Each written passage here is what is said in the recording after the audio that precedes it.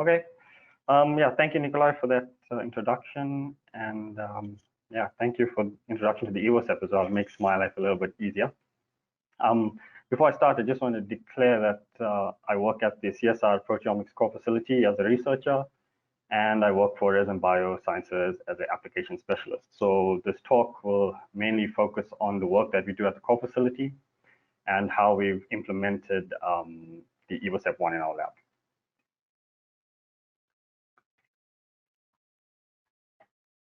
Okay, so who we are. We are a proteomics core facility based in Pretoria, which is the capital of South Africa. We do have some of our, we are a really small team, and we do have some of our personal projects, pet projects that we do at the proteomics core facility, but our main focus is on providing a service to research institutes and universities in and around South Africa, with most of our collaborators being in the Gauteng area. Then we also have a spin out from CSR, which is Ireshyn Biosciences, where the main focus is on sample preparation and products for mass spectrometry. And then recently, we've all joined this consortium, which is a network of omics facilities in South Africa called THROUGHPUT. So just on the right, that's the map of South Africa, and you can see some of the sites that do engage in bio-LCMS. So some of the challenges in South Africa, most of the time clinical studies require really large cohorts. So that means a lot of LCMS time, which obviously means a lot of cost. One of the things in South Africa particularly is that there's a lack of skills or dispersed skills and infrastructure, and we have limited access to funding for high-end equipment. So given that we have really few pieces of LCMS equipment, we have to really maximize the types of analyses that we can do using that equipment. Some of the opportunities in South Africa, we have a really diverse population. There's people from different race groups, and within those races, there are a lot of different ethnic groups. And those are often underrepresented in a lot of drug discovery, and particularly in my work, where I look at adverse drug reactions.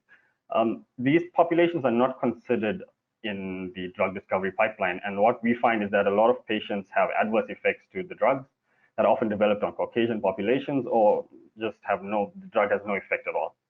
One of the other opportunities is that there's a lot of research groups in South Africa, or in Africa in general, with a whole host of samples that have been stored. So since proteomics is now becoming a fledgling sort of arm of science in South Africa, this presents quite a good opportunity. So where does the UBUNTU proteomics come in? So I just want to extrapolate a little bit from Archbishop Desmond Tutu. One of his writings was essentially where this UBUNTU came about and how we extrapolated it to proteomics, where he said that anything of value can only really be achieved if we work together. And in so doing, we need to be able to trust the other people that we are working with so that what we can achieve will be truly great. So this is where THROUGHPUT has now come into the frame, where they've put together this consortium or network of South African omics facilities, where their goal is to increase the research that is being done using these omics facilities, to give researchers the ability to access these facilities, and to increase the skills base in South Africa by upskilling researchers through training and teaching. And ultimately, they just want to be able to have researchers in South Africa do cutting-edge omics at cost-effective prices, and enable the sites or the research institutions to have reduced downtimes by enabling them to have access to the latest equipment. And I'll explain a little bit about that later. So an example of this UBUNTU proteomics is where we have two sites that have the identical equipment from the LCs and the mass spec down to the data processing software, so Spectronaut, Skyline, etc. The only difference really is the magnetic handling station that is used for the sample preparation. But what we found is that, and the method of choice that we use, which is based on a magnetic Heilig microsphere that enables on-beat protein capture, cleanup, and digestion, works really well for a whole range of samples and particularly well for biofluids, which we are interested in quite a lot. So we have automated and standardized sample processing. Data acquisition is standardized, and our QC and analytics is also standardized. What this, or the idea behind this, is that within this network, there's sort of a plug and play approach where either of these sites can do any of the analysis as the need requires. So this then also increases our throughput and will also provide redundancy in case one of the sites has a downtime for any specific reason.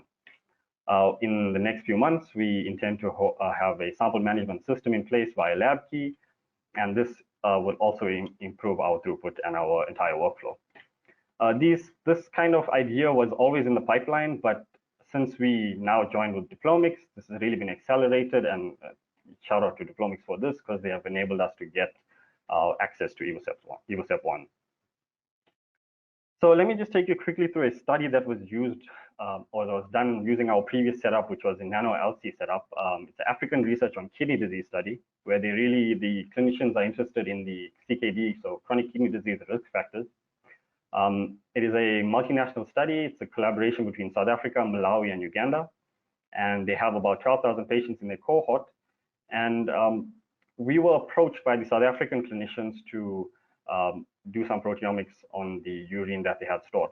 So the South African cohort is around 2,000 patients, but we were just given a sub-cohort of that cohort, which was around 100 patients. And this was focusing on the hypertension as a risk factor. So our standardized workflow was used, and we used our nano UPLC setup with a 25 centimeter column. Our standard method, which was a 30-minute gradient, 60-minute runtime total at 300 nanoliters per minute. And we acquired the data using DIA SWOT. So this is just a little schematic of the way in which the samples are run. And I just want to draw your attention to two things here.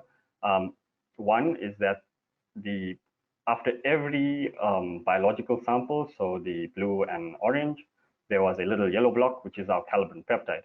So this serves two functions. One, to recalibrate the instrument, and two, and perhaps more importantly, to reduce the amount of carryover between the biological samples.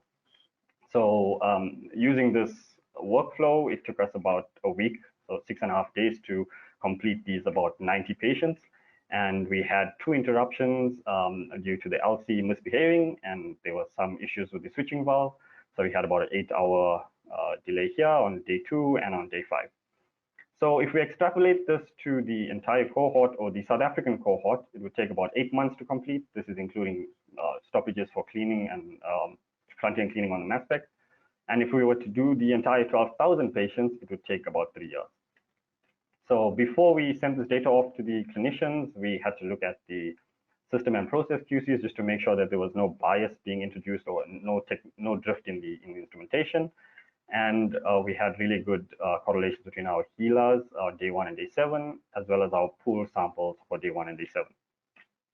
What's really important is, and why we really needed to run the calibration peptide after every single biological sample, was that there was a lot of carryover that we saw in the calibration peptides.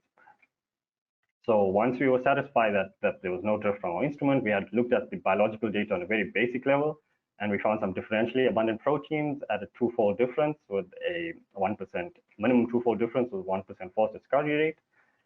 We then just looked at some correlations and saw that the cases really correlated to each other, and the controls as well correlated to each other. There was quite a good differentiation between the two groups.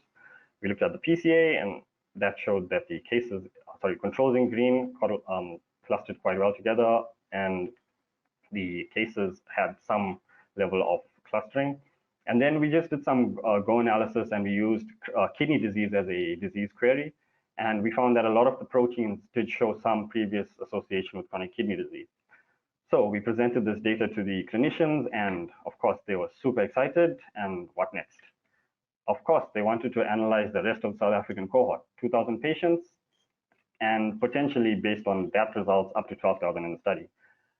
Based on what I said previously on our extrapolations, that would be about 8 months of running for the 2,000 South African cohort and up to three years for the 12,000 study. It was at this point that we realized our current nano UPLC was just not going to work, and we needed to try out the Evosep. So before we actually got the Evosep, we just decided to look at exactly how much of time we'd be saving if we compared our standard method that we found works the best for biofluids to the Evosep methods. And you can see for the 30-minute method, which we found works the best in our lab, at least half the time is used for overheads, which is really a lot.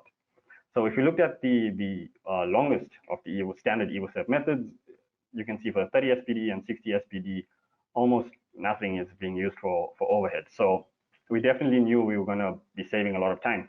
But then the question was, is saving time enough of a reason to switch over to a whole new LC system? So what would we be actually gaining or losing in terms of sensitivity if we switched over to the Evosep? So we designed a quick experiment to test this exactly, and we used urine and plasma. We looked at the 30 SPD, 60 SPD methods compared to our standard method on the nano UPLC. We looked at 500 nanogram and 750 nanogram loads and 5 replicates per condition. So what are the results? For me, I was really happy with the urine because that's my personal work is in uses urine. We found that the Evosep 30 SPD 750 nanogram load performed almost as well as the nano UPLC 500 nanogram load, which is our standard method. There was only a 1% difference in peptides and a 6% difference in protein groups. For plasma, we found that the Evosep 30 SPD 750 nanogram and the Evosep 60 SPD 750 nanogram performed pretty much the same. And there was only a 19% difference in peptides and a 15% difference in protein groups between the nano UPLC and the Evosep. And we decided that since there was not really a difference between the 30 SPD and 60 SPD, we chose the 60 SPD as the method that we would use. We then looked at the Pearson correlations between the different methods and found that these were pretty good. And we had 0.99 Pearson correlations, and our median CVs across the 5 replicates were less than 15%, irrespective of which method was chosen on the Evosep, which was really good. So now we were armed with this really good data, and we were happy and confident that we could actually use the Evosep. That was me. And we decided to offer this, or we were confident that we could offer this as a service to our collaborators. So this is an example of where Ubuntu Proteomics, or a working example of Ubuntu Proteomics. And this is what's done in collaboration with our research center down in Cape Town, the CPGR. And they were approached by someone to do a study on peripartum cardiomyopathy, which is a weakness of the heart muscle that by definition occurs sometime in the final month of pregnancy and up to 5 months after giving birth. And there's no other known cause. So it's a heart disease, and it could be mild to severe symptoms, and there's no real other known cause. So they wanted to find out if there's any way they could detect this in the serum of patients. So this was a multinational study as well, with around 156 patients in total. And this is now where we show multi-site processing and analysis. At site 1, this is where all the sample prep was done. 156 patients were processed in 1 day using our standard method on their Hamilton system. This was dried down and sent to us at CSR, which is about 1,200 kilometers away. And we had to block these samples because that's one of our bottlenecks, which is the peptide quantification. We quantified the peptide so that we could load 750 nanograms per Evotip. And based on our previous experiment, we were using the 60 SPD method. So this is a schematic of the way in which this study was run. And again, here I want to just draw your attention to the calibration peptide. We only ran a calibration peptide after every 5 biological samples in the study. So we were already saving a lot of time by just doing that, in addition to having shorter runtime. So this study took us about 4 days to complete just about 200 samples. So to just put that into perspective, we essentially did about double the biological samples in about half the time compared to the previous the previous study using our standard nano UPLC. So that's almost like a 4 times improvement in throughput. Again, before sending the biological data out, we just looked at the system and process QCs, and we found that our median CVs for CalPEPs were around 5% after normalization. Retention time drift was almost nothing, really minimal. And really, what was impressive to me was that even after 5 biological samples, if you look at the calibrants, there was really no carryover. And Nikolai also mentioned that there's low carryover. I can attest that there's definitely almost no carryover with the Evosep system. We also then looked at our mass error and found that there was really not that much drift in terms of mass error. So we could potentially even run our calibration peptides after many more biological samples. We then looked at the system and process QC, such as HeLa and pooled sample, as well as the egg protein mix. And there's really good correlation between block 1 and block 4. So that's over 4 days, and plate 1 and plate 2. And for the pool sample, and plate 1 and plate 2 for the egg protein mix as well. And we had really good data completeness as well of over 90% for all of these system and process QCs. So the data is currently sitting with the collaborators, and they are busy with the biological, trying to make sense of biology. So in conclusion, standardized automated sample prep it allows us to have a multi-site approach. It allows us to undertake large studies. It also allows us to have redundancy built in, so that's really good. Nano UPLC can be robust with low to medium throughput. Unfortunately, it's quite susceptible to contaminants and blockages and communication errors. You do get a high sensitivity, but it does require a lot more user involvement, or it's sort of an advanced user input, and particularly in our case, the cost of traps is quite high. The Evosep 1, on the other hand, is quite simple to use. It's, I would say, fairly plug and play with minimal setup. All of the methods are standard. Just one note: with the SciEx instrument, you need a little bit more steps involved, but really it's not that difficult. And the guys from Evosep are really hands-on, and they'll help you every step of the way. It's not really anything too difficult. That's particularly if you want to have the AutoCal set up the way we have it. One thing to keep in mind here is that you cannot re-inject your sample, as with a traditional auto-sampler, because the peptides are trapped in the disposable Evotip. So if something happens, your MS goes offline, or I don't know, you run out of space or something, you can't just re-inject that sample, because you'll have to re-prepare that sample in a new Evotip to rerun it. In our case, the 30 SPD and 60 SPD is a little bit low because we run a lot of calibration runs, but we could get that closer by running fewer. Ultimately, I think the Evosep really does have a high throughput, which is better suited to clinical proteomics. It's a quite robust system. We've run quite a bit with it, and we haven't had any real issues. You do require a little bit more sample to achieve similar protein coverage, but for biofluid clinical proteomics, really starting material is not a limiting factor, at least in our case. And you really have a minimal loss in sensitivity with at least double the throughput. So I think it's definitely a win. Yeah, I think having the Evosep really gives us the flexibility to do a lot more work because we're not under a lot of time constraints. It also will allow us to accommodate larger studies, and that's the general direction that clinical proteomics is going in anyway. So Evosep 1 for us is really a blessing, and I think we have to thank THROUGHPUT for enabling us to get that. I just want to acknowledge a lot of our collaborators who send their samples to us and trust us with their studies.